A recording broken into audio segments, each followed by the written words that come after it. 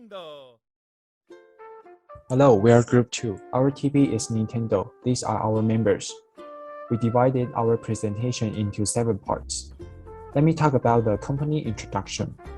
Nintendo is a century-old Japanese company mainly engaged in the development, manufacture, and distribution of video games. Founded in Kyoto, Japan in 1889, it started out by producing playing cards called Hanafuda. After Nintendo entered the video game industry in the late 1970s, it achieved enormous commercial success by launching world-famous games like Super Mario Bros. And game consoles like Game Boy, 3DS, and Switch. Now, Nintendo becomes a world-renowned developer of video game consoles and software. Next, I'm going to talk about the mission, vision, and value of Nintendo. First, Nintendo's mission is to put smiles on the faces of everyone they touch. Nintendo is committed to delivering the best products and services to customers and to investing in the well-being of employees. They treat every customer with attention, consideration, and respect. They also offer market competitive salaries to employees, treating them as customers. Second, to enable unique entertainment experience, Nintendo will develop unique products and services. In addition, the company group will make active use of Nintendo IP to expand the scope of entertainment they offer. Third, Nintendo's core values include uniqueness, flexibility, and sincerity. The goal of the company is to produce goods and services by offering unique entertainment and keep flexibility in decision-making by not setting specific management index. Last but not least, the goal of the company is to hire individuals that can be trusted and will always be sincere towards the organization. Next, let's move on to the next person. Hello everyone, I'm Wei. This part we'll talk about Nintendo's business model canvas. First, we'll talk about Nintendo's value proposition. Nintendo's original core value is to create games that are suitable for everyone, regardless of age, and games are where the whole family can have fun together in the living room. Nintendo's customer segment is people who like playing games for family. Next up is Nintendo's customer relationships. Nintendo provides perfect after-sales service to their customer. In direct after-sales service, they provide players with complete game console repair service. In online after-sales service, Nintendo provides cloud data storage and exclusive app functions. In addition to after-sales service, Nintendo also presents virtual treasure to players from time to time. Next, let's talk about Nintendo's channel.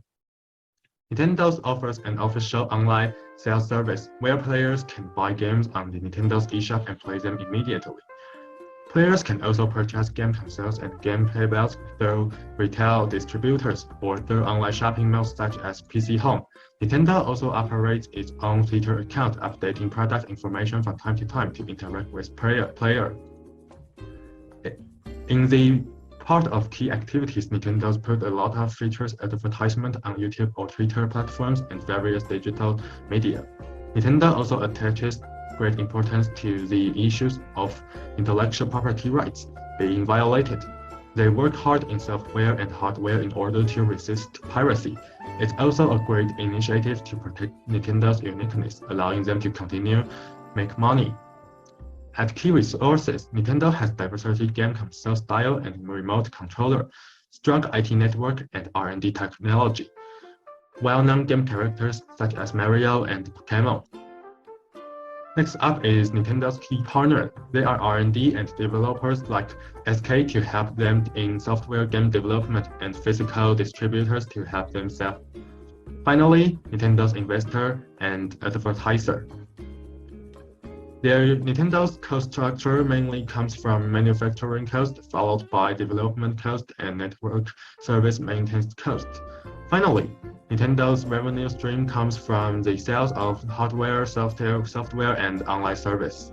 And next, I'm going to introduce the competitive advantage of Nintendo. Nintendo's core strengths are creativity and innovation. Its department is divided into 3 main parts. First is EPD.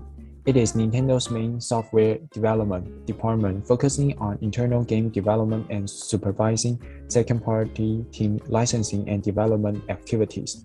Second, PTD focuses on home and handheld game development. Third, BDD is responsible for building the business models of Nintendo's various business. Nintendo also focuses on two perspectives. With respect to hardware, they do research on fundamental technologies spanning data storage technology. They also carry out R&D activities to examine the applicability of technologies including touch panels and sensors, VR, AR, and MR. With respect to software, Nintendo is focusing on taking advantage of hardware features in playing its products, designing games including graphics, music, game scripts, and developing programs. To continue growing core business, the company group's strategy is to expand the people who have access to Nintendo IP. Therefore, Nintendo seeks to broaden the touchpoints of Nintendo IP. For the IP expansion business, Nintendo will increase the use of Nintendo characters in different areas, including theme park projects, film, and merchandising. By doing so, Nintendo intends to increase opportunities for consumers to see Nintendo IP and enhance the value of Nintendo IP, the source of competitive strength. Next, come to dynamic capabilities. Nintendo Switch Online (NSO) is Nintendo's first paid online service. Features of NSO like access to online multiplayer, cloud saves, free retro NES titles, free exclusive games, and smartphone-specific app that allows players to check online friends and have a voice chat. Nintendo announced a second-tier expansion pack. It is the other program that provides a library of classic and retro games.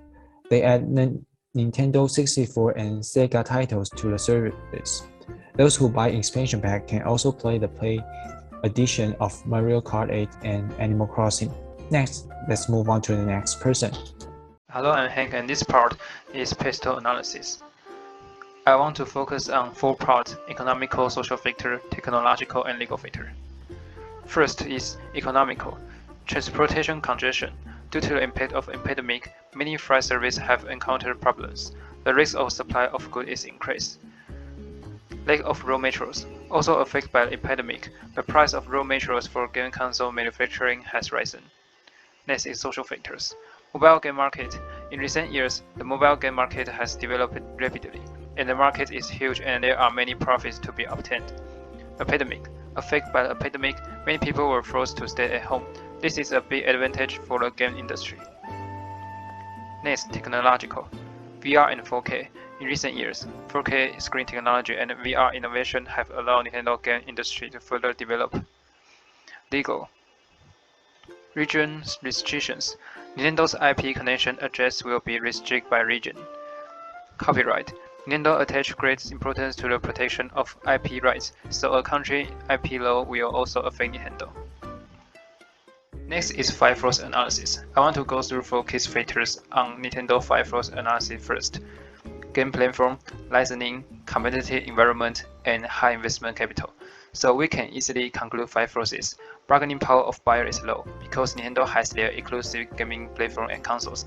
The games developed by Nintendo are almost only published and landing on the Nintendo platform. Bargaining of suppliers is medium. If several game suppliers want to enter the market and launch their games to the worldwide player of Nintendo, they have to pay a license fee to get their own games to run on Nintendo's console. The competitive rivalry industry is high due to Sony and Microsoft. Nintendo has to face the highly competitive industry environment by following the latest market trend and consumer performance. The rate of entrance is low. The high competitive environment and cost will build a high entry barrier in the game industry. The rate of substitute is medium. Nintendo's high-quality games and self-developed exclusive game consoles provide a unique gaming experience to players that differs from playing games on smartphones and computers. Now we can conclude 4P analysis. The position of Nintendo is to provide fun to the whole family, and high-quality games are easy to play for anyone. It's different from the games from other manufacturers that require high skill to play. Nintendo has a high priority and competitive posture in current market because of the strong power of developing products and high-quality games. Next part is financial performance. According to the statistics, the net sales has increased gradually. It will be about 1.7 trillion yen in 2021. And next page, this chart illustrates that in 2021, Nintendo Switch platform has concluded the most source of revenue. Hi, I'm Eric. In this segment, I'm going to introduce corporate scope. Firstly, vertical integration. In the game market, Nintendo licensed more of its top franchises to Sega and Dina and other developers, which would enable it to release a steady stream of console games without shouldering more development costs. Nintendo also purchased a 70% stake with JustNet, which means they vertically integrated its supply chain, allowing it to be more efficient to put onto store shelves and increase profit for Nintendo. Next, Nintendo's games can not only be purchased in physical shop but also on the eShop, which is an online service platform. Next, Nintendo adopts strategic alliance and acquisition. For Nintendo, China has always been an indispensable and important market. In April 2019, Tencent and Nintendo formed a strategic alliance and begin their partnership. Tencent will be the Chinese distributor for a number of Nintendo's popular games and Switch consoles. Following are several reasons: Tencent's huge user base, strong game operation capabilities, and rich local experience, which naturally make it the most ideal partner for Nintendo. It would give Nintendo greater access to China's huge gaming population to touch more target audience and help Nintendo sell its Switch console in China. Nintendo has entered into an agreement to acquire 100% of its outstanding share of SRD Company Limited and to make it a wholly owned subsidiary. SRD is a development company that has been closely involved in developing video games and software for nearly 4 decades. Completion of the acquisition will strengthen the management base of SRD and secure the availability of software development resources for Nintendo. Next is horizontal diversification. In recent years, the mobile game market has developed vigorously. With the development of horizontal diversification, Nintendo launched its first mobile game, Pokémon Shuffle Mobile, in 2016. Subsequently, Super Mario Run was also launched, which once reached the record of the fattest free game list on the App Store, and Pokémon Go, another IP game authorized by Nintendo. They have chosen to take advantage of their customer base to seize the opportunity to expand the mobile game market. Next is geographical expansion. Nintendo's service scope is mainly expanded to the top 3 markets in terms of cumulative sales figures, which are the United States, Europe, and Japan. Nintendo adopts transnational strategy in order to overcome cultural differences and to fit in global customers. Nintendo supports 12 additional languages and implements a family-oriented strategy that generates consumer interest of multiple generations, genders, and culture by creating a user-friendly platform with a minimal learning curve to ensure an enjoyable gaming experience. What's more, having the demand condition, it gives Nintendo the national competitive advantages overseas. Let's move on to the next speaker. Hello everyone, I'm Michael, and I'm gonna talk about the challenges and suggestions of Nintendo. Challenges: development of new products despite the substantial costs and time needed for development of software for dedicated video game platforms and applications for smart device gaming services. There is no guarantee that all new products and services will be accepted by consumers due to ever-shifting preference. Dependency on outside manufacturers.